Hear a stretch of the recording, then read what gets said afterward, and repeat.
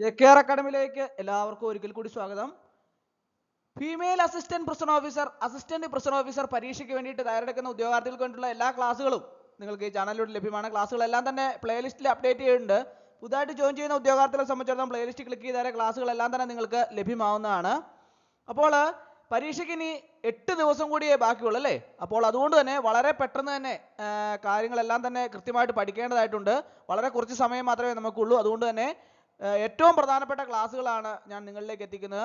മുൻ വർഷങ്ങളിൽ ആവർത്തിച്ച് വന്നിട്ടുള്ള ചോദ്യങ്ങളാണ്, ഇനിയും വരാൻ സാധ്യതയുള്ള ചോദ്യങ്ങളാണ്. അതുകൊണ്ട് എല്ലാവരും തന്നെ കൃത്യമായിട്ട് ക്ലാസ്സുകൾ കാണുക. അതോടൊപ്പം തന്നെ റാങ്ക് ഫയൽ ആവശ്യമുള്ള ഉദ്യോഗാർത്ഥികൾ ഉടൻ തന്നെ കോൺടാക്ട് ചെയ്യുക. ഇനി വളരെ കുറച്ച് ദിവസം മാത്രമേ ഉള്ളൂ. അതുകൊണ്ട് തന്നെ വാങ്ങി പഠിക്കേണ്ടതാണ്. അപ്പോൾ നമുക്ക് ക്ലാസ്സിലേക്ക് കിടക്കാം. ആദ്യത്തെ ക്വസ്റ്റ്യൻ നോക്കാം. താഴെ പറയുന്നവയിൽ ഏതാണ് ഒരു വ്യക്തിയുടെ സ്വഭാവത്തെ ഏറ്റവും കൂടുതൽ സ്വാധീനിക്കുന്നത്? 4 ഓപ്ഷൻസ് താഴെ കൊടുത്തിട്ടുണ്ടല്ലേ. അതിൻ്റെ അകത്ത് ഏതാണ് ഒരു വ്യക്തിയുടെ സ്വഭാവത്തെ ഏറ്റവും കൂടുതലായിട്ട് സ്വാധീനിക്കുന്നത് എന്നാണ് ചോദിച്ചിട്ടുള്ളത്. ഏതാണ് ശരി ഉത്തരം? ഒന്ന് ആലോചിച്ച് നോക്കിയേ, കണ്ടുപിടിച്ചോ ഏതാണ് ശരി ഉത്തരം? ഇവയെല്ലാം ഒരുപോലെ സ്വാധീനിക്കുന്നുണ്ട്. അതായത് ജന്മസിദ്ധമായ ഘടകങ്ങൾ, സാമൂഹ്യ ചുറ്റുപാട്, വ്യക്തിപരമായ അനുഭവങ്ങൾ, ഇതെല്ലാം ഒരുപോലെ സ്വാധീനിക്കുന്നുണ്ട്. ഒരു വ്യക്തിയുടെ സ്വഭാവം രൂപപ്പെടുന്നതിൽ ജന്മസിദ്ധമായ ഘടകങ്ങൾ, അതായത് പാരമ്പര്യം, സാമൂഹ്യ ചുറ്റുപാട്, അതായത് കുടുംബം, സുഹൃത്തുക്കള്, സംസ്കാരം, വ്യക്തിപരമായ അനുഭവങ്ങൾ, അതായത് വിജയങ്ങൾ, പരാജയങ്ങൾ, പഠനങ്ങൾ എന്നിവയെല്ലാം തന്നെ ഒരുപോലെ പ്രധാനമായ പങ്ക് വഹിക്കുന്നുണ്ട്. ഇവയുടെ സങ്കീർണമായ ഇടപെടലിലൂടെയാണ് ഓരോ വ്യക്തിയുടെയും അതുല്യമായ സ്വഭാവം രൂപപ്പെടുന്നത്. അപ്പോൾ ഇതാണ് ശരി ഉത്തരം. ഏതാണ്? എല്ലാം ഒരുപോലെ സ്വാധീനിക്കുന്ന ഘടകങ്ങളാണ്. അടുത്ത ക്വസ്റ്റ്യൻ. ഒരു അപ്രതീക്ഷിതമായ പ്രതിസന്ധി ഘട്ടത്തിൽ ഒരാൾ പെട്ടെന്ന് ദേഷ്യം പ്രകടിപ്പിക്കുന്നത് ഏത് പ്രതികരണത്തിന്റെ ഉദാഹരണമാണ്? ഒരു അപ്രതീക്ഷിതമായ പ്രതിസന്ധി ഘട്ടത്തിൽ ഒരാൾ പെട്ടെന്ന് ദേഷ്യം പ്രകടിപ്പിക്കുന്നത് ഏത് പ്രതികരണത്തിന്റെ ഉദാഹരണമാണ്? 4 ഓപ്ഷൻസ് താഴെ കൊടുത്തിട്ടുണ്ട്. അതിൻ്റെ അകത്ത് ഏതാണ് ശരി ഉത്തരം? ഏതാണ് ശരി ഉത്തരം? കണ്ടുപിടിച്ചോ ഏതാണ്? ഓപ്ഷൻ ബി ആണല്ലേ, വൈകാരികമായ പ്രതികരണം, ഇമോഷണൽ റെസ്പോൺസ് എന്ന് ഇംഗ്ലീഷിൽ പറയും. അപ്രതീക്ഷിതമായ പ്രതിസന്ധി ഘട്ടങ്ങളിൽ ഉണ്ടാകുന്ന പെട്ടെന്നുള്ള ദേഷ്യം, ഭയം, സങ്കടം തുടങ്ങിയ പ്രതികരണങ്ങൾ വൈകാരികമായ പ്രതികരണങ്ങളാണ്. ഇവിടെ യുക്തിപരമായ ചിന്തയ്ക്ക് പ്രാധാന്യം കുറവായിരിക്കും. അടുത്ത ക്വസ്റ്റ്യൻ. മറ്റൊരാളുടെ ദുഃഖത്തിൽ പങ്കുചേരുകയും അവരെ ആശ്വസിപ്പിക്കുകയും ചെയ്യുന്നത് ഏത് സ്വഭാവ ഗുണത്തെയാണ് സൂചിപ്പിക്കുന്നത്? മറ്റൊരാളുടെ ദുഃഖത്തിൽ പങ്കുചേരുകയും അവരെ ആശ്വസിപ്പിക്കുകയും ചെയ്യുന്നത് ഏത് സ്വഭാവ ഗുണത്തെയാണ് സൂചിപ്പിക്കുന്നത്? 4 ഓപ്ഷൻസ് താഴെ കൊടുത്തിട്ടുണ്ടല്ലേ. അതിൻ്റെ അകത്ത് ഏതാണ് ശരി ഉത്തരം? ഒന്ന് ആലോചിച്ച് നോക്കിയേ, ഏതാണ് ശരി ഉത്തരമെന്ന്? ഏതാണ്? ഓപ്ഷൻ സി ആണല്ലേ, സഹാനുഭൂതി, എംപതി എന്ന് ഇംഗ്ലീഷിൽ പറയും. അതായത് മറ്റൊരാളുടെ ദുഃഖം മനസ്സിലാക്കുകയും അവരോടൊപ്പം ചേരുകയും അവരെ ആശ്വസിപ്പിക്കുകയും ചെയ്യുന്നത് സഹാനുഭൂതിയുടെ ലക്ഷണമാണ് അല്ലേ. മറ്റൊരാളുടെ സ്ഥാനത്ത് സ്വയം ചിന്തിക്കാനും അവരുടെ വികാരങ്ങളെ മാനിക്കാനുള്ള കഴിവാണ് ഇത്. ഇത് വളരെ നല്ലൊരു സ്വഭാവ രീതിയാണ്. അപ്പോൾ മറ്റൊരാളുടെ ദുഃഖത്തിൽ പങ്കുചേരുകയും അവരെ ആശ്വസിപ്പിക്കുകയും ചെയ്യുന്നത് ഏത് സ്വഭാവ ഗുണത്തെയാണ് സൂചിപ്പിക്കുന്നത്? സഹാനുഭൂതി, ഇംഗ്ലീഷിൽ എംപതി എന്ന് പറയും. അടുത്ത ക്വസ്റ്റ്യൻ. ഒരു പുതിയ കാര്യം പഠിക്കാൻ താല്പര്യം കാണിക്കുകയും അതിനുവേണ്ടി ശ്രമിക്കുകയും ചെയ്യുന്നത് ഏത് സ്വഭാവ സവിശേഷതയാണ്? ഒരു പുതിയ കാര്യം പഠിക്കാൻ താല്പര്യം കാണിക്കുകയും അതിനുവേണ്ടി ശ്രമിക്കുകയും ചെയ്യുന്നത് ഏത് സ്വഭാവ സവിശേഷതയാണ്? നമ്മളിപ്പോൾ ഒരു പുതിയ കാര്യങ്ങളൊക്കെ, ചില കാര്യങ്ങൾ മറ്റുള്ളവർ ചെയ്യുന്ന കാണുമ്പോൾ നമുക്കും മനസ്സിൽ ആഗ്രഹം കാണും അല്ലേ. അതുപോലെ നമുക്കും ചെയ്യണം, അല്ലെങ്കിൽ നമുക്ക് അതുപോലെ അത് പഠിക്കണമെന്നൊക്കെ പലർക്കും ആഗ്രഹം തോന്നാറുണ്ട്. അത് ഏത് സ്വഭാവ സവിശേഷതയാണ് എന്നാണ് ചോദിച്ചിട്ടുള്ളത്. 4 ഓപ്ഷൻസ് ഉണ്ട്. ഏതാണ് ശരി ഉത്തരം? ഓപ്ഷൻ ബി ആണല്ലേ, ജിജ്ഞാസ, ക്യൂരിയോസിറ്റി എന്ന് ഇംഗ്ലീഷിൽ പറയും. നമ്മൾ പുതിയ കാര്യങ്ങളൊക്കെ അറിയാനും പഠിക്കാനുള്ള ആഗ്രഹമാണ് ഈ ജിജ്ഞാസ എന്ന് പറയുന്നത്. ഈ സ്വഭാവമുള്ള വ്യക്തികൾ പുതിയ അനുഭവങ്ങൾ തേടുകയും അറിവ് നേടാൻ ശ്രമിക്കുകയും ചെയ്യും. അടുത്ത ക്വസ്റ്റ്യൻ. ഒരു തെറ്റ് സംഭവിച്ചാൽ അതിൻ്റെ ഉത്തരവാദിത്തം ഏറ്റെടുക്കാനുള്ള മാനസികാവസ്ഥയെ എങ്ങനെ വിശേഷിപ്പിക്കാം? സ്വാഭാവികമായിട്ടും നമുക്ക് തെറ്റുകളൊക്കെ ഉണ്ടാവുന്നത് സാധാരണമാണ്. അങ്ങനെ ഒരു തെറ്റ് സംഭവിച്ചാൽ അതിന്റെ ഉത്തരവാദിത്വം ഏറ്റെടുക്കാനുള്ള മാനസികാവസ്ഥയെ എങ്ങനെയാണ് വിശേഷിപ്പിക്കാം എന്നാണ് ചോദിച്ചിട്ടുള്ളത്. 4 ഓപ്ഷൻസ് ഉണ്ട്. ഏതാണ് ശരി ഉത്തരം? ഏതാണ് ശരി ഉത്തരം? ഓപ്ഷൻ സി ആണല്ലേ, ഉത്തരവാദിത്ത ബോധം, റെസ്പോൺസിബിലിറ്റി എന്ന് ഇംഗ്ലീഷിൽ പറയും. ഒരു തെറ്റ് സംഭവിച്ചാൽ അതിന്റെ പൂർണ്ണമായ ഉത്തരവാദിത്തം സ്വയം ഏറ്റെടുക്കാനുള്ള മാനസികാവസ്ഥയാണ് ഉത്തരവാദിത്ത ബോധം എന്ന് പറയുന്നത്. ഇത് ഒരു നല്ല വ്യക്തിത്വത്തിന്റെ പ്രധാന ലക്ഷണമാണ്. അടുത്ത ക്വസ്റ്റ്യൻ. കൂട്ടത്തിൽ ഒരാൾ വിഷമിച്ചിരിക്കുകയാണെങ്കിൽ അവരെ ശ്രദ്ധിക്കുകയും അവരുടെ വിഷമം മാറ്റാൻ ശ്രമിക്കുകയും ചെയ്യുന്നത് ഏത് സ്വഭാവത്തെയാണ് കാണിക്കുന്നത്? എല്ലാവർക്കും സുഹൃത്തുക്കളൊക്കെ ഉണ്ടാവും അല്ലേ? അപ്പോൾ ഇങ്ങനെ സുഹൃത്തുക്കളൊക്കെ കൂടുന്ന സമയത്ത് ഒരാൾ വിഷമിച്ചിരിക്കുകയാണ്. അപ്പോൾ അങ്ങനെ വിഷമിച്ചിരിക്കുകയാണെങ്കിൽ അവരെ ശ്രദ്ധിക്കുകയും അവരുടെ വിഷമങ്ങളൊക്കെ മാറ്റാൻ ശ്രമിക്കുകയും ചെയ്യുന്ന ഏത് സ്വഭാവത്തെയാണ് കാണിക്കുന്നത് എന്നാണ് ചോദിച്ചിട്ടുള്ളത്. ഏതാണ് ശരി ഉത്തരം? 4 ഓപ്ഷൻസ് ഉണ്ട്. ഏതാണ് ശരി ഉത്തരം? ഓപ്ഷൻ സി ആണല്ലേ, കരുതൽ, കെയറിംഗ് എന്ന് പറയും. അതായത് മറ്റൊരാളുടെ വിഷമം മനസ്സിലാക്കുകയും അവരെ സഹായിക്കുകയും ആശ്വസിപ്പിക്കാനും ശ്രമിക്കുകയും ചെയ്യുന്നത് കരളുറപ്പുള്ള സ്വഭാവത്തെയാണ് കാണിക്കുന്നത്. ഇത് സാമൂഹ്യ ബന്ധങ്ങൾ ശക്തിപ്പെടുത്തുന്ന ഒരു പ്രധാന ഗുണമാണ്. അടുത്ത ക്വസ്റ്റ്യൻ. ഒരു കാര്യത്തെക്കുറിച്ച് പെട്ടെന്ന് ഒരു നിഗമനത്തിൽ എത്തുകയും അതിനെ അടിസ്ഥാനമാക്കി മറ്റുള്ളവരെ വിലയിരുത്തുകയും ചെയ്യുന്നത് ഏത് മാനസിക പ്രതിഭാസമാണ്? ഒരു കാര്യത്തെക്കുറിച്ച് പെട്ടെന്ന് ഒരു നിഗമനത്തിൽ എത്തുകയും അതിനെ അടിസ്ഥാനമാക്കി മറ്റുള്ളവരെ വിലയിരുത്തുകയും ചെയ്യുന്നത് ഏത് മാനസിക പ്രതിഭാസമാണ്? 4 ഓപ്ഷൻസ് താഴെ കൊടുത്തിട്ടുണ്ട്. ഏതാണ് ശരി ഉത്തരം? ഏതാണ് ശരി ഉത്തരം? ഓപ്ഷൻസ് സി ആണല്ലേ, മുൻവിധി, പ്രിജുഡൈസ് എന്ന് ഇംഗ്ലീഷിൽ പറയും. മതിയായ വിവരങ്ങൾ ലഭിക്കുന്നതിന് മുമ്പ് തന്നെ ഒരു വ്യക്തിയെക്കുറിച്ചോ കാര്യങ്ങളെക്കുറിച്ചോ ഒരു ധാരണ രൂപപ്പെടുത്തുകയും അതിനെ അടിസ്ഥാനമാക്കി പെരുമാറുകയും ചെയ്യുന്നതിനെയാണ് മുൻവിധി എന്ന് പറയുന്നത്. ഇത് പലപ്പോഴും തെറ്റായ വിലയിരുത്തലുകൾക്ക് കാരണമാകും. അടുത്ത ക്വസ്റ്റ്യൻ. ലക്ഷ്യങ്ങൾ നേടുന്നതിനു വേണ്ടി കഠിനാധ്വാനം ചെയ്യാനും തടസ്സങ്ങളെ തരണം ചെയ്യാനും ഉള്ള മാനസികാവസ്ഥയെ എന്തു പറയുന്നു? ലക്ഷ്യങ്ങൾ നേടുന്നതിന് വേണ്ടി കഠിനാധ്വാനം ചെയ്യാനും തടസ്സങ്ങളെ തരണം ചെയ്യാനുള്ള മാനസികാവസ്ഥയെ എന്തു പറയുന്നു? 4 ഓപ്ഷൻസ് ഉണ്ട്. ഏതാണ് ശരി ഉത്തരം? ഏതാണ് ശരി ഉത്തരം? ഓപ്ഷൻസ് ബി ആണല്ലേ, സ്ഥിരോത്സാഹം, പ്രിസർവറൻസ് എന്ന് പറയും. അതായത് ഒരു ലക്ഷ്യം നേടിയെടുക്കുന്നത് വരെ ശ്രമം തുടരാനും വരുന്ന ബുദ്ധിമുട്ടുകളെ തരണം ചെയ്യാനുമുള്ള മാനസികാവസ്ഥയാണ് സ്ഥിരോത്സാഹം എന്ന് പറയുന്നത്. പെർസെർവറൻസ് എന്ന് ഇംഗ്ലീഷിൽ പറയും. വിജയം നേടുന്നതിൽ ഈ ഗുണം വളരെ പ്രധാനമാണ്. ഇപ്പോൾ നമ്മൾ ഒരു ലക്ഷ്യം മുൻനിർത്തി ജീവിതത്തിൽ ഇപ്പോൾ നമ്മൾ പരീക്ഷ എഴുതുന്നു, PSC പരീക്ഷ എഴുതുന്നു, ഫീമെയിൽ അസിസ്റ്റന്റ് പ്രസിഡന്റ് ഓഫീസർ പരീക്ഷ എഴുതുന്നു. ആ പരീക്ഷയ്ക്ക് നമ്മുടെ ലക്ഷ്യം എന്താണ്? നമുക്ക് ജോലി ലഭിക്കുക എന്നുള്ളതാണ് ലക്ഷ്യം. ആ ലക്ഷ്യം നേടുന്നതിന് വേണ്ടിയിട്ട് നമ്മൾ എന്ത് ചെയ്യും? കഠിനാധ്വാനം ചെയ്യും. അപ്പോൾ ധാരാളം തടസ്സങ്ങളൊക്കെ ഉണ്ടാവാം. പക്ഷേ ആ തടസ്സങ്ങളെല്ലാം തരണം ചെയ്ത് നമ്മൾ വിജയിച്ച് ജോലി നേടുമ്പോഴാണ് അതിനെ ഉന്നത വിജയം എന്ന് പറയുന്നത്. അതായത് സ്ഥിരോത്സാഹം കൊണ്ട് മാത്രമേ അങ്ങനെയുള്ള കാര്യങ്ങൾ നടപ്പിലാക്കാൻ സാധിക്കുകയുള്ളൂ. അടുത്ത ക്വസ്റ്റ്യൻ. പുതിയ സാഹചര്യങ്ങളുമായി എളുപ്പത്തിൽ പൊരുത്തപ്പെടാനുള്ള ഒരു വ്യക്തിയുടെ കഴിവിനെ എങ്ങനെ വിശേഷിപ്പിക്കാം? പുതിയ ഒരു സാഹചര്യം ഉണ്ടാവുമ്പോൾ അതിനെ എളുപ്പത്തിൽ പൊരുത്തപ്പെടാനുള്ള ഒരു വ്യക്തിയുടെ കഴിവിനെ എങ്ങനെ വിശേഷിപ്പിക്കാം? 4 ഓപ്ഷൻസ് താഴെ കൊടുത്തിട്ടുണ്ട്. എന്താണ് ശരി ഉത്തരം? ഏതാണ് ശരി ഉത്തരം? ഓപ്ഷൻസ് സി ആണല്ലേ, അനുകൂലനം, അഡാപ്റ്റബിലിറ്റി എന്ന് ഇംഗ്ലീഷിൽ പറയും. അഡാപ്റ്റബിലിറ്റി, മാറുന്ന സാഹചര്യങ്ങൾക്കനുസരിച്ച് സ്വയം മാറ്റം വരുത്താനും പുതിയ രീതികളുമായി പൊരുത്തപ്പെടാനുമുള്ള കഴിവിനെയാണ് അനുകൂലനം എന്ന് പറയുന്നത്. ഇത് വ്യക്തിഗതവും സാമൂഹികവുമായ വളർച്ചയ്ക്ക് അത്യാവശ്യമാണ്. അടുത്ത ക്വസ്റ്റ്യൻ.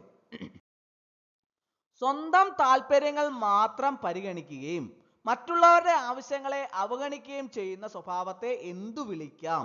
സ്വന്തം താല്പര്യങ്ങൾ മാത്രം പരിഗണിക്കുകയും മറ്റുള്ളവരുടെ ആവശ്യങ്ങളെ അവഗണിക്കുകയും ചെയ്യുന്ന സ്വഭാവത്തെ എന്ത് വിളിക്കാം? 4 ഓപ്ഷൻസ് ഉണ്ട്. ഏതാണ് ശരി ഉത്തരം? ഏതാണ് ശരി ഉത്തരം എന്ന് കണ്ടുപിടിച്ചേ. ഏതാണ്? സ്വാർത്ഥത, സെൽഫിഷ്നെസ് എന്ന് ഇംഗ്ലീഷിൽ പറയും. സ്വന്തം കാര്യങ്ങൾ മാത്രം പ്രധാനമായി കാണുകയും മറ്റുള്ളവരുടെ താല്പര്യങ്ങൾക്ക് വില കൽപ്പിക്കാതിരിക്കുകയും ചെയ്യുന്ന സ്വഭാവമാണ് ഈ സ്വാർത്ഥത എന്ന് പറയുന്നത്. ഇത് സാമൂഹ്യ ബന്ധങ്ങളിലെ പ്രശ്നങ്ങൾക്ക് കാരണമായേക്കാം. അടുത്ത ക്വസ്റ്റ്യൻ.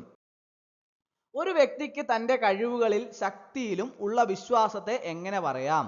ഒരു വ്യക്തിക്ക് തൻ്റെ കഴിവുകളിലും ശക്തിയിലുമുള്ള വിശ്വാസത്തെ എങ്ങനെ പറയാം? 4 ഓപ്ഷൻസ് ഉണ്ട്. ഏതാണ് ശരി ഉത്തരം? ഒന്ന് ആലോചിച്ച് നോക്കിയേ. ഏതാണ്? ആത്മവിശ്വാസം, അതായത് സെൽഫ് കോൺഫിഡൻസ് എന്ന് പറയും. സ്വന്തം കഴിവുകളിലും ശക്തിയിലും ഉറച്ച വിശ്വാസം ഉണ്ടായിരിക്കുന്ന അവസ്ഥയാണ് ആത്മവിശ്വാസം. ഇത് പുതിയ കാര്യങ്ങൾ ഏറ്റെടുക്കാനും ലക്ഷ്യങ്ങൾ നേടാനും ഒരു വ്യക്തിയെ സഹായിക്കുന്നു. അപ്പോൾ ഈ ആത്മവിശ്വാസം ഉള്ള, സെൽഫ് കോൺഫിഡൻസ് ഉള്ള ഉദ്യോഗാർത്ഥികൾക്ക് പെട്ടെന്ന് തന്നെ റാങ്ക് ലിസ്റ്റിൽ എത്താനും പല പരീക്ഷകൾ, ഏത് പരീക്ഷ എഴുതിയാലും ആ പരീക്ഷയുടെ എല്ലാം തന്നെ റാങ്ക് ലിസ്റ്റ് എത്താനും പെട്ടെന്ന് ജോലി കിട്ടാനും ഒക്കെ സാധിക്കുന്നു. അപ്പോൾ നമുക്ക് ഉണ്ടാവേണ്ട ഒരു പ്രധാനപ്പെട്ട ഗുണമാണ് സെൽഫ് കോൺഫിഡൻസ് എന്ന് പറയുന്നത്. സെൽഫ് കോൺഫിഡൻസ് നമുക്ക് ഉണ്ടെങ്കിൽ നമുക്ക് ഏത് പ്രതിസന്ധിയും തരണം ചെയ്ത് മുമ്പോട്ട് പോകാൻ സാധിക്കും. അടുത്ത ക്വസ്റ്റ്യൻ. മറ്റുള്ളവരുടെ അഭിപ്രായങ്ങളെയും വിശ്വാസങ്ങളെയും മാനിക്കാനുള്ള സ്വഭാവത്തെ എന്തു പറയുന്നു? മറ്റുള്ളവരുടെ അഭിപ്രായങ്ങളെയും വിശ്വാസങ്ങളെയും മാനിക്കാനുള്ള സ്വഭാവത്തെ എന്തു പറയുന്നു? 4 ഓപ്ഷൻസ് താഴെ കൊടുത്തിട്ടുണ്ട്. ഏതാണ് ശരി ഉത്തരം? ഏതാണ് ശരി ഉത്തരം? ഓപ്ഷൻ സി ആണ് അല്ലെ, ബഹുമാനം, റെസ്പെക്റ്റ്. മറ്റുള്ളവരുടെ കാഴ്ചപ്പാടുകളെയും വിശ്വാസങ്ങളെയും വിലമതിക്കുകയും അവയോട് ആദരവ് കാണിക്കുകയും ചെയ്യുന്ന സ്വഭാവമാണ് ഈ ബഹുമാനം എന്ന് പറയുന്നത്, അതായത് റെസ്പെക്റ്റ് എന്ന് പറയുന്നത്. ആരോഗ്യകരമായ സാമൂഹിക ബന്ധങ്ങൾക്ക് ഇത് അത്യാവശ്യമാണ്. അടുത്ത ക്വസ്റ്റ്യൻ.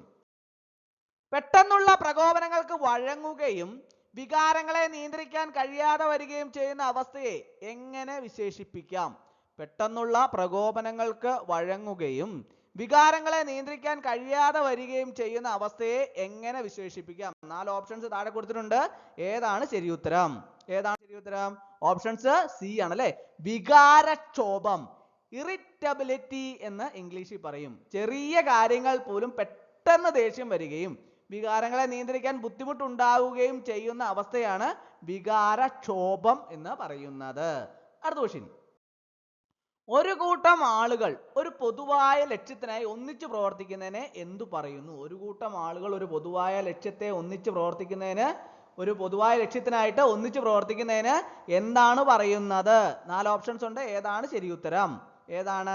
ഓപ്ഷൻസ് ബി ആണല്ലേ, സഹകരണം, കോ ഓപ്പറേഷൻ. ഒരു പൊതുവായ ലക്ഷ്യം നേടുന്നതിന് വേണ്ടി ഒരുമിച്ച് പ്രവർത്തിക്കുന്നതിനെ സഹകരണം എന്ന് പറയുന്നു. ഇത് കാര്യങ്ങൾ എളുപ്പത്തിലും കൂടുതൽ ഫലപ്രദമായും പൂർത്തീകരിക്കാൻ സഹായിക്കുന്നു. അടുത്ത ക്വസ്റ്റ്യൻ. തെറ്റായ കാര്യങ്ങൾ കാണുമ്പോൾ അതിനെ ചോദ്യം ചെയ്യാനും ശരിയായ നിലപാടെടുക്കാനുമുള്ള ധൈര്യത്തെ എങ്ങനെ വിശേഷിപ്പിക്കാം? തെറ്റായ കാര്യങ്ങൾ കാണുമ്പോൾ അതിനെ ചോദ്യം ചെയ്യാനും ശരിയായ നിലപാടെടുക്കാനുമുള്ള ധൈര്യത്തെ എങ്ങനെ വിശേഷിപ്പിക്കാം? 4 ഓപ്ഷൻസ് ഉണ്ട്. ഏതാണ് ശരി ഉത്തരം? ഏതാണ് ശരി ഉത്തരം? ഓപ്ഷൻ സി ആണല്ലേ, ധീരത, കറേജ് എന്ന് ഇംഗ്ലീഷിൽ പറയും. തെറ്റായ കാര്യങ്ങളെ എതിർക്കാനും ശരിയായ കാര്യങ്ങൾക്കായി നിലകൊള്ളാനുമുള്ള മാനസികമായ ധൈര്യമാണ് ധീരത എന്ന് പറയുന്നത്. ഇത് വ്യക്തിഗതവും സാമൂഹികവുമായ മാറ്റങ്ങൾക്ക് അനിവാര്യമാണ്. അടുത്ത ക്വസ്റ്റ്യൻ. വിവരാവകാശ നിയമം ഇന്ത്യയിൽ നിലവിൽ വന്നത് ഏത് വർഷത്തിലാണ്? ആർക്കൊക്കെ അറിയാം വിവരാവകാശ നിയമം ഇന്ത്യയിൽ നിലവിൽ വന്നത് ഏത് വർഷത്തിലാണ് എന്ന്? ഏത് വർഷത്തിലാണ്? 2005 അല്ലെ. വിവരാവകാശ നിയമം 2005 ജൂൺ 15 ഇന്ത്യൻ പാർലമെന്റ് പാസ്സാക്കുകയും 2005 ഒക്ടോബർ 12 ഇത് പൂർണ്ണമായി നിലവിൽ വരികയും ചെയ്തു. പ്രത്യേകം മനസ്സിലാക്കിയിരിക്കുക. അടുത്ത ക്വസ്റ്റ്യൻ. വിവരാവകാശ നിയമം 2005 പ്രധാന ലക്ഷ്യം എന്താണ്? വിവരാവകാശ നിയമം 2005 കുറിച്ച് കേട്ടിട്ടുണ്ടാവും അല്ലേ? പക്ഷേ അതിന്റെ പ്രധാന ലക്ഷ്യം എന്താണ് എന്ന് പലർക്കും അറിയത്തില്ല. എന്താണ് പ്രധാന ലക്ഷ്യം? 4 ഓപ്ഷൻസ് ഉണ്ട്. ഏതാണ് ശരി ഉത്തരം? ഏതാണ് ശരി ഉത്തരം? ഓപ്ഷൻസ് ബി ആണല്ലേ, പൊതു അധികാരികളുടെ പ്രവർത്തനങ്ങളിൽ സുതാര്യതയും ഉത്തരവാദിത്വവും ഉറപ്പാക്കുക. പൊതു അധികാരികളുടെ പ്രവർത്തനങ്ങളിൽ സുതാര്യതയും ഉത്തരവാദിത്വവും ഉറപ്പാക്കുക എന്നാണ് വിവരാവകാശ നിയമം 2005 പ്രധാന ലക്ഷ്യം. വിവരാവകാശ നിയമം പൊതു അധികാരികളുടെ നിയന്ത്രണത്തിലുള്ള വിവരങ്ങൾ പൗരന്മാർക്ക് ലഭ്യമാക്കുന്നതിലൂടെ അവരുടെ പ്രവർത്തനങ്ങളിൽ സുതാര്യതയും ഉത്തരവാദിത്വവും ഉറപ്പാക്കാൻ ലക്ഷ്യമിടുന്നു. അടുത്ത ക്വസ്റ്റ്യൻ. വിവരാവകാശ നിയമം അനുസരിച്ച് ഒരു പൗരന് ഏത് തരം വിവരങ്ങളാണ് ആവശ്യപ്പെടാൻ കഴിയുക? വിവരാവകാശ നിയമം അനുസരിച്ച് ഒരു പൗരന് ഏത് തരം വിവരങ്ങളാണ് ആവശ്യപ്പെടാൻ കഴിയുക? 4 ഓപ്ഷൻസ് ഉണ്ട്. ഏതാണ് ശരി ഉത്തരം? ഏതാണ് ശരി ഉത്തരം? ഓപ്ഷൻ ഡി ആണല്ലേ, പൊതു അധികാരികളുടെ കൈവശമുള്ളതും അവർക്ക് ലഭ്യമാക്കാവുന്നതുമായ വിവരങ്ങള്. വിവരാവകാശ നിയമം അനുസരിച്ച് രാജ്യസുരക്ഷ, സ്വകാര്യത തുടങ്ങിയ ചില പരിമിതികൾ ഒഴികെ പൊതു അധികാരികളുടെ കൈവശമുള്ളതും അവർക്ക് ലഭ്യമാക്കാവുന്നതുമായ ഏത് വിവരവും ഒരു പൗരന് ആവശ്യപ്പെടാൻ കഴിയും. അതാണ് വിവരാവകാശ നിയമം 2005 പ്രകാരം ഒരു പൗരനെ സംബന്ധിച്ചിടത്തോളം അവർക്ക് രാജ്യസുരക്ഷയും സ്വകാര്യത തുടങ്ങിയ ചില പരിമിതികളൊക്കെ ഒഴികെ പൊതു അധികാരികളുടെ കൈവശമുള്ളതും അവർക്ക് ലഭ്യമാക്കാവുന്നതുമായ ഏത് വിവരവും ഒരു പൗരന് ആവശ്യപ്പെടാൻ കഴിയും. അടുത്ത ക്വസ്റ്റ്യൻ. വിവരാവകാശ അപേക്ഷ സമർപ്പിക്കുമ്പോൾ എത്ര രൂപയാണ് ഫീസ് നൽകേണ്ടത്? വിവരാവകാശ അപേക്ഷ സമർപ്പിക്കുമ്പോൾ എത്ര രൂപയാണ് ഫീസ് നൽകേണ്ടത്? 4 ഓപ്ഷൻസ് ഉണ്ട്. ഏതാണ് ശരിയായ ഉത്തരം? സംസ്ഥാന നിയമങ്ങൾക്കനുസരിച്ച് അത് വ്യത്യാസപ്പെടാം. വിവരാവകാശ അപേക്ഷയോടൊപ്പം നൽകേണ്ട ഫീസ് ഓരോ സംസ്ഥാനത്തെയും കേന്ദ്രഭരണ പ്രദേശങ്ങളിലെയും നിയമങ്ങൾക്കനുസരിച്ച് വ്യത്യാസപ്പെടാം. ചില വിഭാഗക്കാർക്ക് ഫീസിൽ ഇളവുകളോ സൗജന്യമോ ലഭിച്ചേക്കാം. അത് പ്രത്യേകം ഓർത്തിരിക്കുക. അടുത്ത ക്വസ്റ്റ്യൻ. വിവരാവകാശ നിയമം അനുസരിച്ച് ഒരു അപേക്ഷ ലഭിച്ചാൽ എത്ര ദിവസത്തിനുള്ളിൽ മറുപടി നൽകണം? വിവരാവകാശ നിയമം അനുസരിച്ച് ഒരു അപേക്ഷ ലഭിച്ചാൽ എത്ര ദിവസത്തിനുള്ളിൽ മറുപടി നൽകണം? ഏതാണ് ശരി ഉത്തരം? ഏതാണ്? 30 ദിവസത്തിനുള്ളിൽ മറുപടി നൽകണം. വിവരാവകാശ നിയമം അനുസരിച്ച് ഒരു അപേക്ഷ ലഭിക്കുകയാണ് എങ്കിൽ പൊതു വിവരാവകാശ ഓഫീസർ സാധാരണയായിട്ട് 30 ദിവസത്തിനുള്ളിൽ മറുപടി നൽകണം. ജീവന്റെയും സ്വാതന്ത്ര്യത്തിന്റെയും കാര്യമാണെങ്കിൽ 48 മണിക്കൂറിനുള്ളിൽ മറുപടി നൽകണം. പ്രത്യേകം ഓർത്തിരിക്കുക. അടുത്ത ക്വസ്റ്റ്യൻ. വിവരാവകാശ നിയമം അനുസരിച്ച് തെറ്റായ വിവരങ്ങൾ നൽകുകയോ വിവരം നിഷേധിക്കുകയോ ചെയ്താൽ ആർക്കാണ് പരാതി നൽകാൻ കഴിയുക? വിവരാവകാശ നിയമം അനുസരിച്ച് തെറ്റായ വിവരങ്ങൾ നൽകുകയോ വിവരം നിഷേധിക്കുകയോ ചെയ്താൽ ആർക്കാണ് പരാതി നൽകാൻ കഴിയുക? ആർക്കാണ്? സംസ്ഥാന വിവരാവകാശ കമ്മീഷനോ കേന്ദ്ര വിവരാവകാശ കമ്മീഷനോ ആണ് പരാതി നൽകാൻ കഴിയുക.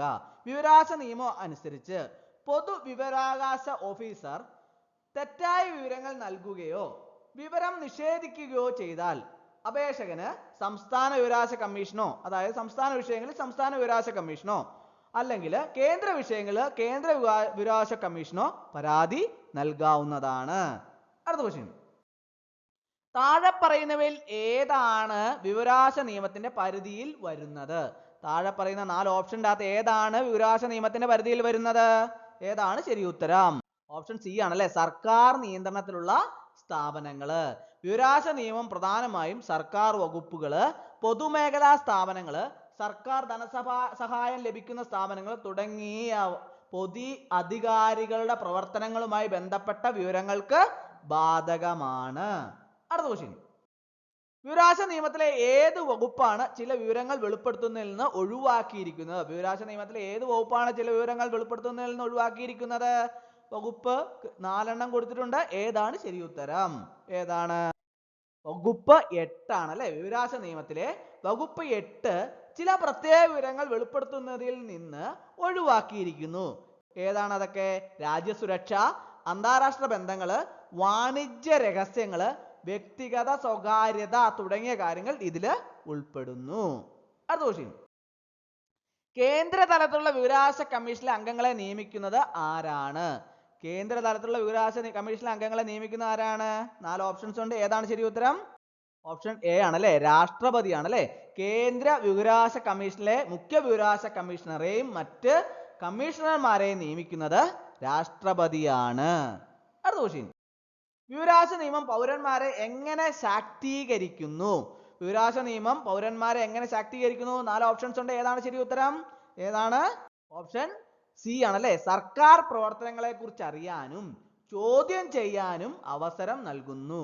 അതായത് വിവരാവകാശ നിയമം പൗരന്മാർക്ക് സർക്കാർ പ്രവർത്തനങ്ങളെ കുറിച്ച് ഉള്ള വിവരങ്ങൾ ലഭ്യമാക്കുന്നതിലൂടെ അവരെ കൂടുതൽ ബോധവാന്മാരും ഉത്തരവാദിത്തമുള്ളവരുമാക്കുന്നു. ഇത് ജനാധിപത്യ പ്രക്രിയയിൽ പൗരന്മാരുടെ പങ്കാളിത്തം വർദ്ധിപ്പിക്കുന്നു. അപ്പോൾ ഇന്നത്തെ ക്ലാസ് എല്ലാവർക്കും ഇഷ്ടമായെന്ന് വിചാരിക്കുന്നു. ഒരിക്കൽ കൂടി എന്ന് പറഞ്ഞു നിർത്തട്ടെ. നന്ദി, നമസ്കാരം.